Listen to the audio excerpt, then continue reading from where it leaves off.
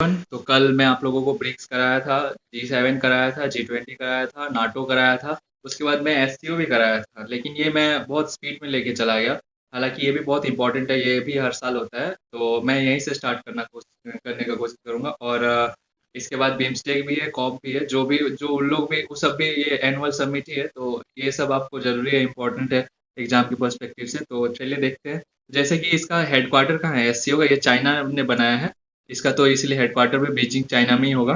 फिर इसका जो समिट अभी हुआ नहीं है, होने वाला है, ये टियानजिन में होने वाला है, चाइना में ये होने वाला है, एनुअल समिट है। और ये 2001 में बना है, ये देख लीजिए 2001 में। तो आप या अगर आपको याद होगा तो आप ये याद कर सकते हैं सारा। ब्रिक्स जैसे कब बना था ब्रिक्स? ब्रिक्स बना था 2010 में, जो हम लोगों ने पढ़ा। सॉरी, हाँ 2010 में। फिर उसके बाद हम लोगों ने क्या पढ़ा था? जी सेवन अमीरों वाला जो था वो था, सॉरी वो था ये 1976 में। फिर उसके बाद क्या पढ़े थे हम लोग? G20 पढ़े थे। G20 कब बना था? 1999 में। ये 20 है तो 1999 याद कर सकते हैं। और जिस जिस G20 भी हो गया। और नाटो को याद कैसे कर सकते हैं? नाटो को ऐसे याद कर सकते हैं, NATO। नाटो बना है 1949 में। ये तो पता होना चाहिए कि ये 1940s में ही बना है, क्योंकि ये वर्ल्ड वार के टाइम बना था। तो N फॉर 9 और N फॉर ये 9, तो ऐसे आप याद कर सकते हैं। ये सब क्वेश्चन छोटे छोटे एग्जाम में पूछा जाता है, पीसीएस एग्जाम में भी काफ़ी ज़्यादा पूछा जाता है, तो ये आपको याद रहना बहुत ज़रूरी है। बाकी मैं आपको क्लियर कराता रहूँगा। और ये कब बना? एससीओ। एससीओ भी ब्रिक्स के टाइम पे ही बना है, 2001 में बना है। तो आप देख सकते हैं 2001 में बना है। और ठीक। ऑब्जेक्टिव और रीजन स्ट्रेंथन म्यूचुअल, ये इसका एससीओ का ऑब्जेक्टिव वही ये था कि वो आसपास का जो नेबरिंग कंट्री है उन लोगों से अच्छे से रिलेशन बना के रखेगा, ताकि ट्रेड अच्छे से कर सके, मतलब ट्रेडिंग इसका अच्छे से हो पाए। तो इसीलिए था। बाकी मेन रीजन तो यही था। बाद ये कल्चर को भी जोड़ दिया, सब कुछ जोड़ दिया, ये सब चीज़ तो नॉर्मल चीज़ है। तो आप तो समझ ही सकते हैं वो वाला। Strengthen mutual trust and good neighbouring relations, ये सबसे ज़्यादा इंपॉर्टेंट है। ये ट्रेड एक्टिविटीज़ के लिए रिलेशन बहुत ज़्यादा इंपॉर्टेंट होता है। अगर आपका बेस्ट फ्रेंड है वो लेकिन बहुत दूर रहता है, तो वो आपका उतना इंपॉर्टेंट नहीं होगा। जबकि जो आपका जो नेबर है वो अच्छा है, तो वो आपके लिए इंपॉर्टेंट है, क्योंकि जब कुछ दिक्कत होगा तो वही काम आएगा। तो यही है। Promote activity effective cooperation in politics, trade and culture. Politics में हालांकि अभी तक तो हाँ वही, चाहे पाकिस्तान के साथ कर रहा है, इंडिया के साथ, वो तो पता ही होगा। थोड़ा सा मतलब एक तरफ दोस्ती एक तरफ दुश्मनी कर दिया है। ट्रेड ट्रेड में तो ये सबके साथ ट्रेड करने की कोशिश कर रहा है। वन बेल्ट वन इनिशिएटिव आप लोगों ने सुना होगा, वन बेल्ट वन इनिशिएटिव। तो इसमें क्या होता है? इसमें ये क्या कर रहा है ना, सॉरी, तो ये क्या कर रहा है, रोड बना रहा है। जैसे कि वो वहां से रोड, वो जैसे ओशियन से अपना ट्रेड कर रहा था ना, वो चाहता है कि वो रोड बनाए। जैसे इसका एक बड़ा एग्जांपल है सीपीईसी, जो पाकिस्तान के अंदर से बनाया है, और बहुत सारा बना रहा है वो। जैसे कि वो अफगानिस्तान से होके भी एक बनाना चाहता है, ऐसे बहुत सारा चीज़ है। तो ये बनाना चाहता है ये सब, ठीक है। और स्टेबिलिटी सिक्योरिटी पीस, ये सब के लिए भी इम्पोर्टेंट है, इसके स्टेबिलिटी सिक्योरिटी पीस। और create a new democratic international public order, जो वेस्टर्न इन्फ्लुएंस को कम करने के लिए भी ये बनाया गया है।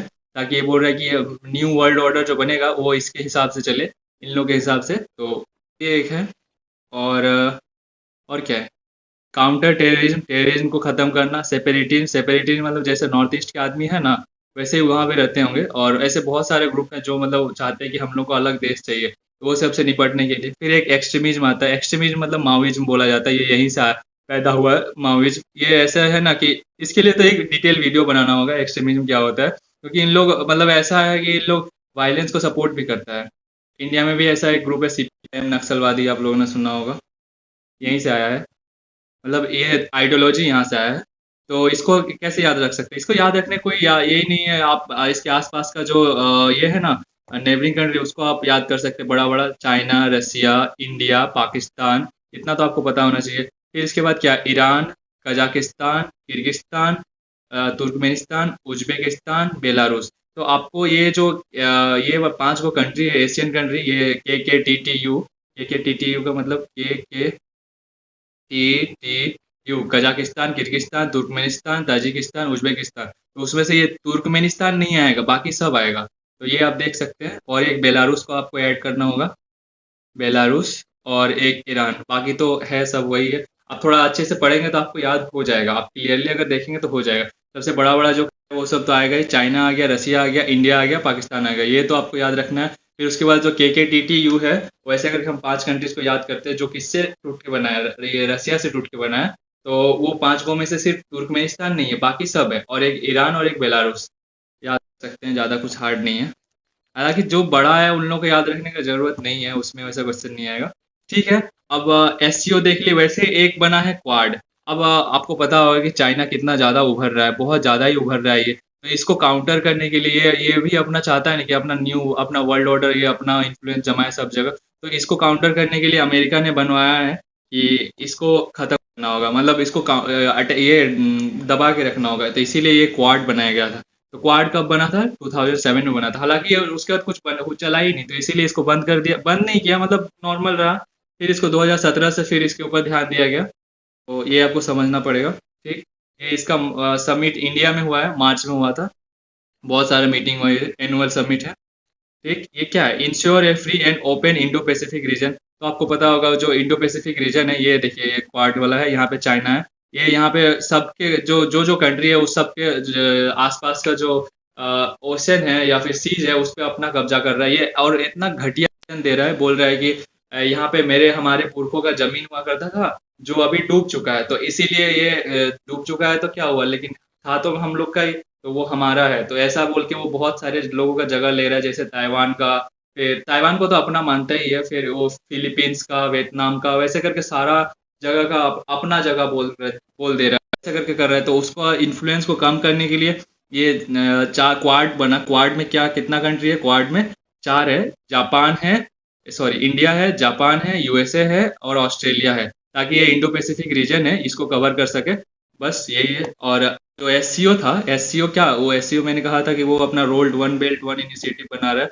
तो वो अंदर ही अंदर रोड बना रहा है, ताकि यहाँ से भी वो ये कर सके, ताकि इसको इधर से जाना ना पड़े। वो यहाँ से यहाँ डायरेक्ट भी रोड बना रहा है, direct. Sorry sorry sorry sorry, कहाँ चला जा रहा है? ऐसे करके, अरे अरे अरे अरे, हाँ, ऐसे करके डायरेक्ट रोड बना रहा है, बहुत कुछ कर रहा है, मतलब ताकि वो डायरेक्ट यहाँ पे भी अपना ये कर सके, ट्रेड कर सके। तो इसमें तो ज़्यादा कुछ है नहीं, चार वो कंट्रीज है, USA, जापान, ऑस्ट्रेलिया, इंडिया, ये आप याद रख सकते हैं। USA का दो गो है, मतलब USA जैसा दो गो वेस्टर्न कंट्रीज है, और दो गो इंडियन इधर ईस्टर्न। याद है, हो जाएगा ये आप एक बार मेरे साथ बोलिए, USA, इंडिया, ऑस्ट्रेलिया, जापान। बस खत्म। ठीक है, अब बिम्स्टेक देख लेते हैं। बिम्स्टेक इंपॉर्टेंट इसलिए क्योंकि इसका समिट हो ही रहा है। हो ही रहा है, कि मतलब हर 2 साल में होता है, और ये क्या है? जैसे SCO देखे हम लोग, SCO में क्या था? SCO में था सारा चाइना ने बनाया था, चाइना का सारा नेबरिंग कंट्री, वैसे इंडिया का भी एक है बिम्स्टेक। इसमें हालांकि इंडिया ने नहीं बनाया होगा, कंफर्म नहीं है हम, लेकिन इसमें इंडिया जुड़ा हुआ है, चाइना इसमें नहीं है। चाइना है, चाइना हो भी सकता है, मुझे देखना होगा ये। चाइना चाइना चाइना चाइना इसमें तो नहीं दिख रहा है इसमें, बट हाँ, चाइना नहीं है, सॉरी, चाइना नहीं है। इसमें सारा नेबरिंग कंट्री जाता है, जैसे देख सकते हैं नेपाल। इंडिया के साथ अच्छे रिलेशन बनाने के लिए बनाया गया था नेपाल, बांग्लादेश, भूटान, म्यांमार, थाईलैंड, ये सब है बिम्स्टेक। तो बांग्लादेश, ठीक है, बहुत सारा कंट्रीज, इंडिया भी है। ये हर 2 साल में एक बार होता है। लास्ट समिट कब हुआ था? बैंकॉक में हुआ था, और 1997 में आया था। तो आप ऐसे भी याद कर सकते हैं, 1997 में ये आया था। इसके जस्ट 2 साल बाद ब्रिक्स आया है। ब्रिक्स ब्रिक्स कब आया था? 1999 में, हाँ। आप याद कर सकते हैं इसको, 1999। ठीक। और ऐसे करके 1999 हो गया। फिर 2001 में मैंने क्या देखा था? SCO पढ़ाया। फिर 2007 में क्या पढ़ाया? 2007 में पढ़ाया मैंने क्वाड। और क्वाड का, हर क्वाड भी हो गया। SCO का ये कहाँ है हेडक्वार्टर? वो बीजिंग में है। ये इंपॉर्टेंट इसलिए है ये क्योंकि इसका हेडक्वार्टर है, बाकी सारा ग्रुप का हेडक्वार्टर नहीं है, कहीं भी बैठ जाता है। तो ठीक है। और G7 पढ़ाया था मैंने, सॉरी, G20 वाला 1999 था, सॉरी सॉरी सॉरी। ब्रिक्स वाला, सॉरी, ये ब्रिक्स था, इसमें ब्रिक्स था 2009, 2010 का बात है। और G20 था, जी ट्वेंटी को हमने याद किया था, G99। ये 20 है, तो ये 99 हो गया, ऐसे करके। ये इंपॉर्टेंट है छोटे छोटे एग्जाम के लिए, बड़े एग्जाम के लिए तो इंपॉर्टेंट नहीं है। सारा इकोनॉमिक ग्रुप है। तो आप, अगर मेरे में कोई गलती होगा तो आप लोग मुझे कमेंट कर दीजिएगा, मैं उसको सुधार दूंगा। ठीक। और हो भी सकता है, देखिए मैं भी स्टूडेंट हूँ। Promote regional cooperation in Bay of Bengal. तो ये जैसे वो इंडो पैसिफिक रीजन का था, ये बे ऑफ बंगाल रीजन में करना है, बे ऑफ बंगाल रीजन में ये वाला एरिया बस। तो accelerate economic growth and social progress. तो इकोनॉमिक ग्रोथ होना चाहिए, इकोनॉमिक ग्रोथ तो आपको दिख रहा होगा सब में है। फिर promote trade investment and tourism. तो ये सब तो थाईलैंड में बहुत ज़्यादा टूरिज्म फैल गया है। फिर ट्रेड वेड इन्वेस्टमेंट इंडिया से होना है, वीज़ा फ्री किया जाता है, बहुत सारा कुछ मतलब बेनिफिट दिया जाता है एक दूसरे को।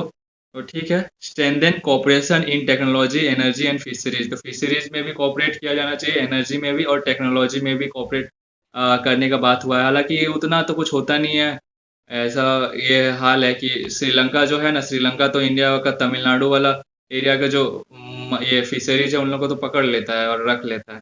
Enhance collaboration on climate change and disaster management. हालांकि ये ग्रुप बना कब है? 1997। तो 1994 में ये आया था ना, 1994 में UNFCCC, UNFCCC convention on climate change. इसीलिए इस टाइम पे जितना भी ग्रुप बनता है ना, वो सारा क्लाइमेट चेंज के बारे में बात करता ही है। ठीक। थोड़ा सा इसको साइड करते हैं। ये हो गया। इसमें जितना भी नेबरिंग कंट्रीज है टच कर रहा है वो सब आ जाएगा। टच ऐसा मत सोचिएगा कि तब तो थाईलैंड नहीं आएगा, ठीक है।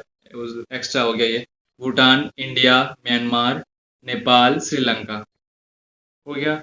इसमें तो ज़्यादा कुछ हार्ड नहीं था। इसका जो नॉर्मल जो नेबरिंग कंट्रीज है छोटे छोटे वो सारा आ जाएगा। बस एक एक्स्ट्रा में थाईलैंड भी जोड़ दीजिएगा जो उसको टच नहीं कर रहा है, लेकिन नेबरिंग कंट्रीज तो है, अंडमान के बगल में ही है। ठीक। अब लास्ट एक देख लेते हैं, यूएनएफसीसी। यूएनएफसीसी जो मैंने कहा ये कॉप वाला है, 1995 से मीटिंग हो रहा है। 1994 में बना है आई थिंक। इसको अगर मुझे करेक्शन का जरूरत होगा आप बता दीजिएगा। तो ठीक है। ये इसका लास्ट कहाँ हुआ है? बेलेम, ब्राजील। ये बेलेम को आप हटाइए, ब्राजील को याद रखिए। और अगर नहीं याद हो रहा है फिर भी, अगर ब्राजील ही मैक्सिमम ब्राजील ही पूछा जाएगा इसका। सिटी तो नहीं पूछा जाएगा। सिटी पूछा जाए तो आप ये डाल सकते हैं, रियो दी जेनेरियो। हाँ, सारा समिट यही होता है।